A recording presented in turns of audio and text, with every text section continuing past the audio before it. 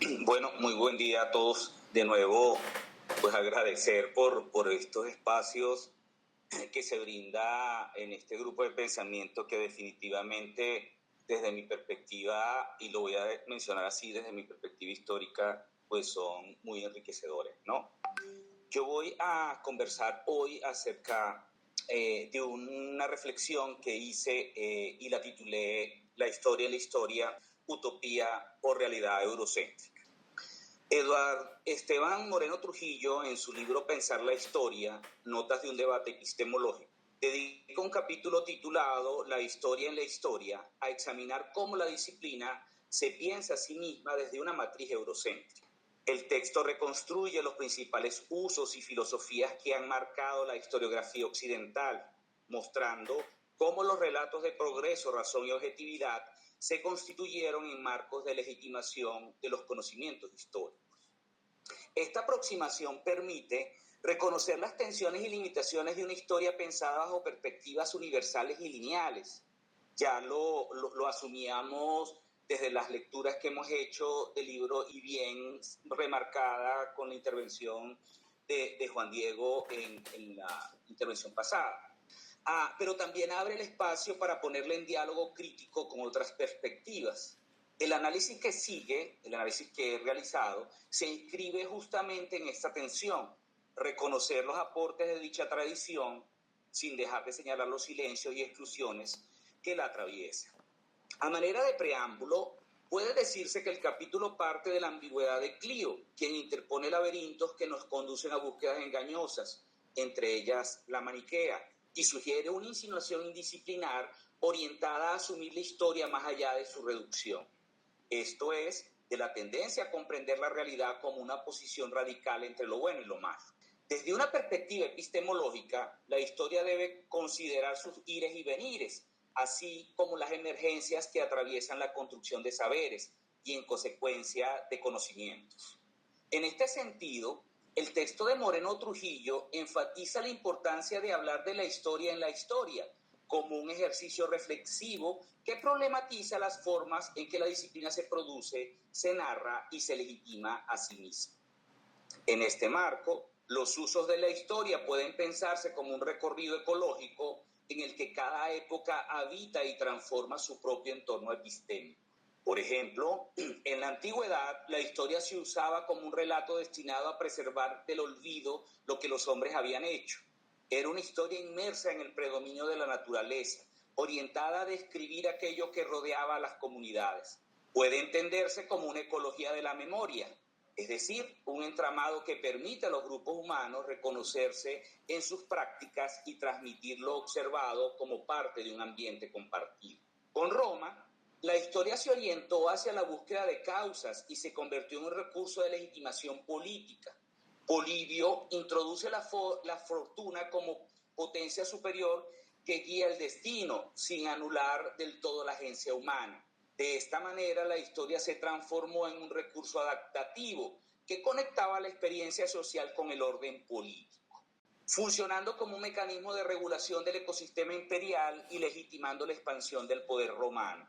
Por su parte, en la Edad Media, la historia adquirió un carácter teológico.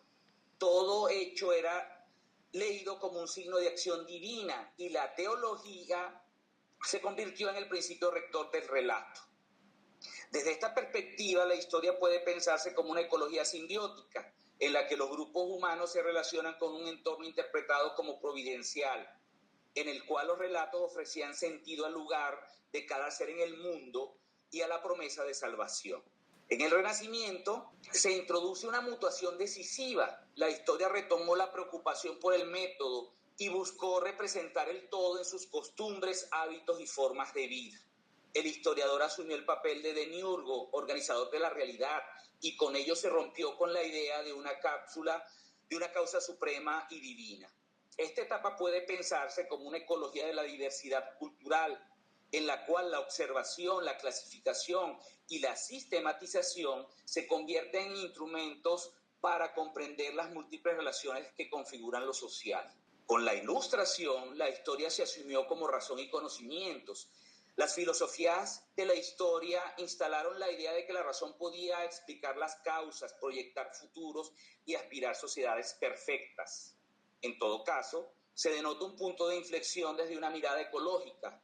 La historia se volvió un ecosistema racionalista en el que la interacción entre el pensamiento, ciencia y política buscaba controlar el curso de la humanidad, aunque ello implicara homogeneizar la diversidad bajo grandes relatos explicativos. Al interpretar los usos de la historia desde una perspectiva ecológica, se subraya que cada época no solo produjo narrativas diferentes, sino que habitó y transformó su propio entorno epistémico. La historia, entonces, se entiende como un sistema vivo de relaciones en el que emergen tensiones y nuevas formas de sentido.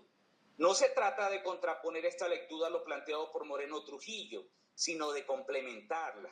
Cuando él insiste en que hablar de la historia en la historia es reconocer ires y procedencias y emergencias, converge con la idea de que los saberes se constituyen en interacción permanente con los entornos que los hacen posibles. En un segundo momento del capítulo, Moreno Trujillo aborda dos visiones filosóficas de la historia que marcaron profundamente el horizonte de la modernidad. La primera centrada en la razón y la segunda en el positivismo. Ambas permiten comprender cómo la historiografía occidental configuró marcos de inteligibilidad para explicar el devenir humano, desde la búsqueda de un orden racional hasta la pretensión de leyes universales que regulan la vida social. En cuanto a la primera visión, la denomina filosofía de la historia 1, la razón. La historia parece orientada por la idea de la razón como principio organizador.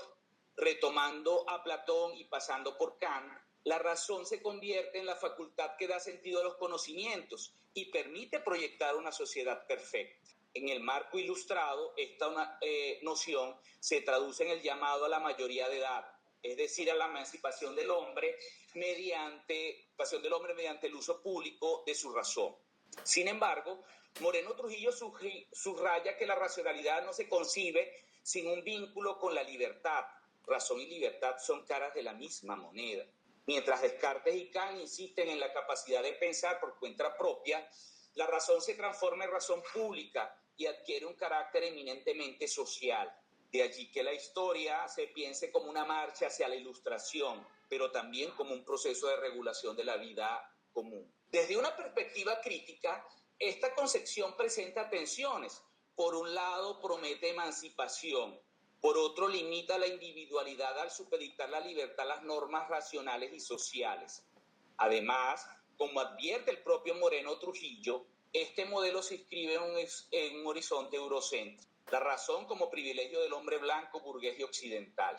De este modo, la idea del progreso mediada por la razón se constituye tanto en un motor de emancipación como en un mecanismo de exclusión. Esta primera filosofía de la historia se articula en torno a la confianza en los conocimientos como marca distintiva del ser humano.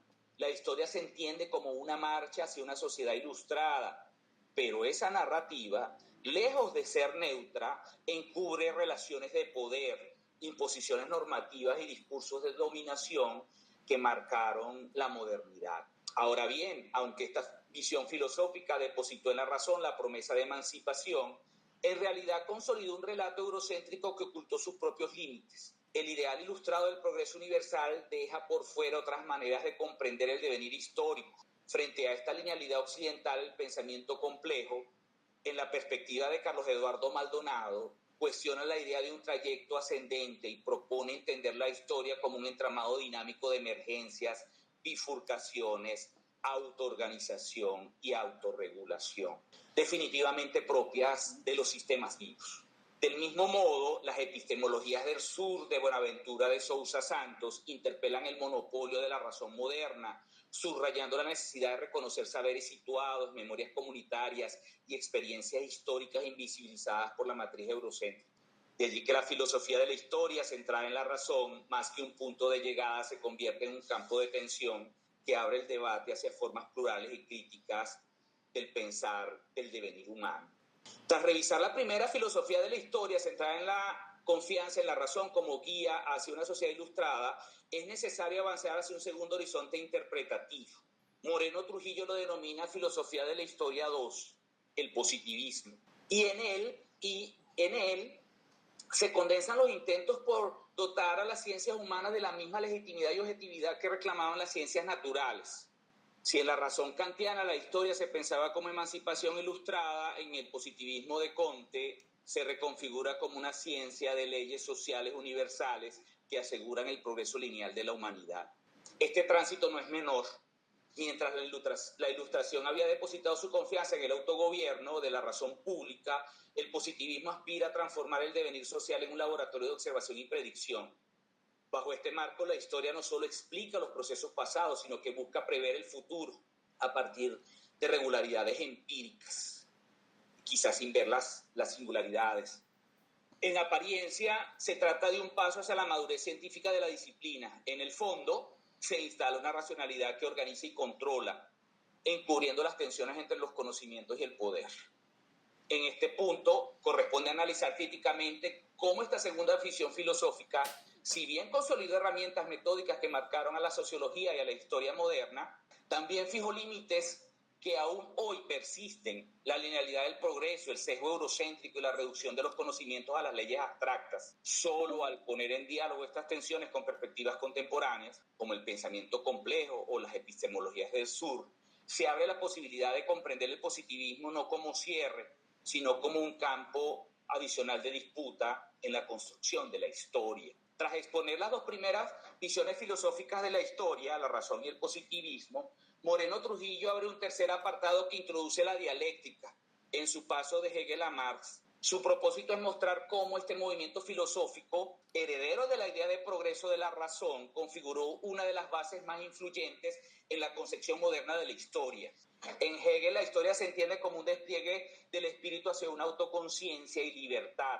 En Marx, ese esquema se reinterpreta desde las contradicciones materiales y las condiciones de producción que constituyen al hombre en su devenir histórico. No obstante, la propuesta de Moreno Trujillo, al situar la dialéctica de Hegel a Marx como eje de filosofía de la historia, reproduce el mismo sesgo eurocéntrico que él mismo reconoce en su obra. Tanto el espíritu universal hegeliano como la materialidad marxista, aún con sus diferencias, mantienen la ilusión de una historia lineal, universal y progresiva, que clausura otras formas de comprender el devenir humano. Frente a esta visión, la hermenéutica abre un horizonte distinto: la historia no como síntesis teológica, sino como un campo de interpretaciones, tensiones y sentidos inacabados. La trayectoria hermenéutica de Dille a Gadamer, de Ricoeur a Habermas, muestra que comprender implica siempre interpretar desde un horizonte situado y conflictivo, nunca desde un universo absoluto.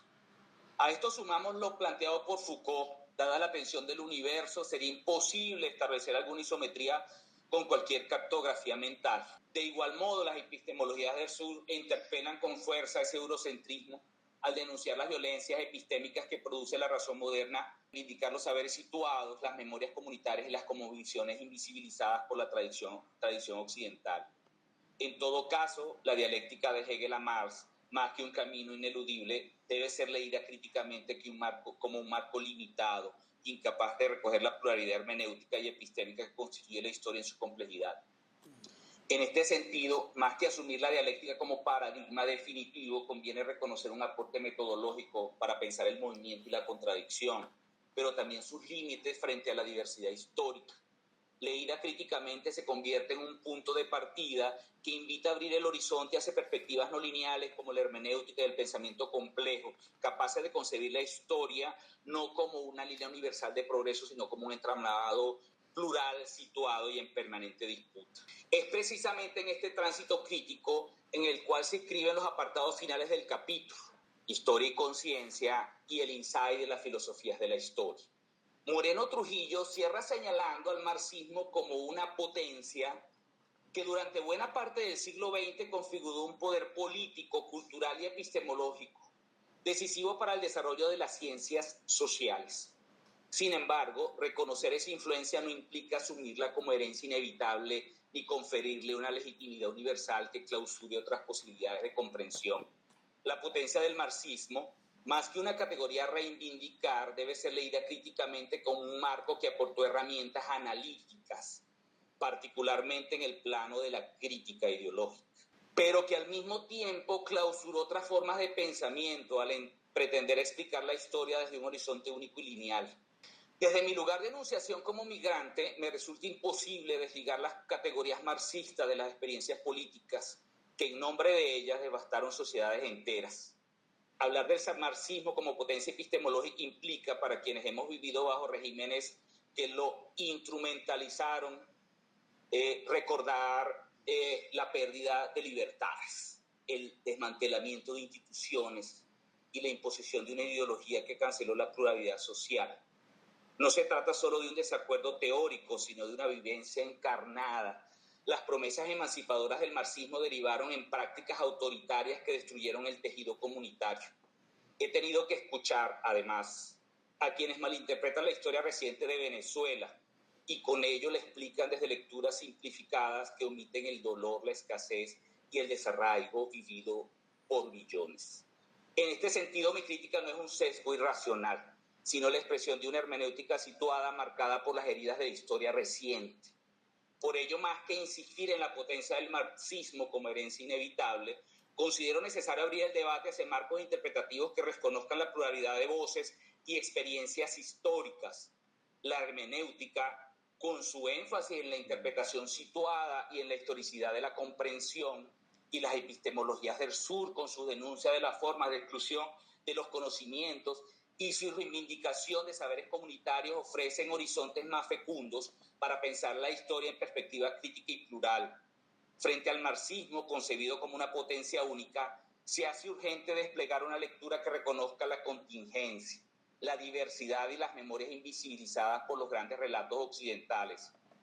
En esta dirección resulta iluminador lo planteado por André Gros, Michel Bosquet o Gerard Hirsch. El capitalismo de crecimiento ha muerto y con él el marxismo ha perdido su valor profético, incapaz de ofrecer horizontes emancipadores universales. Esta, mi interpretación, no clausura el debate, sino que lo desplaza a la construcción de una filosofía de la historia atenta a la complejidad y a la dignidad de los pueblos que la encarnan.